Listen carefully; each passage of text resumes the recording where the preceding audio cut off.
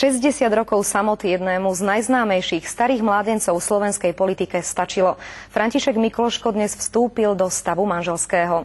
Podľa vlastných slov týmto krokom chcel završiť svoj osobný aj občiansky život. Svadbu sa mu darilo tajiť až do poslednej chvíle. Dovoľte, aby som vám predstavil moju manželku. Doteraz sa volala Jana Sasinová.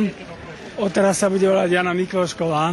Takto dnes popoludní najstarší parlamentný starý mládenec na verejnosti vyvrátil to, čo mnohí stihli nazvať neuveriteľným. Šok je slabé slovo.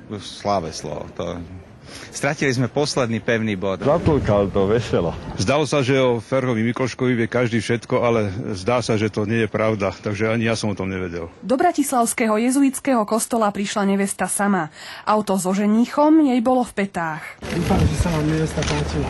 Áno. Páčila sa. Svadobný obrad bol za zatvorenými dverami. Mladomanželov sprevádzala desiatka najbližších. Práve teraz v tomto kostole si František Mikloško so svojou manželkou hovoria svoje áno. Jeho vyvolenou sa stala 40-ročná farmaceutka z Moravy. Spoznali sa pri práci v kresťanských spoločenstvách.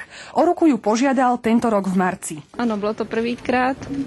Verím, že aj poslednýkrát. Napriek tomu, že už mám prvú dámu, na prezidenta kandidovať nebudem. Myslím si, že vyskúšal som si to raz a som spokojný. Nejakým spôsobom zvláštnym, skoro transcendentným, zase s nami nejako vybabral, pretože my sa topíme v našich starostiach a on sa zrazu odrazil a začal novú éru, nový život. Svadobnú cestu mladomanželia strávia v častej papierničke. Jaro Barborák a Zuzana Gulová, Slovenská televízia.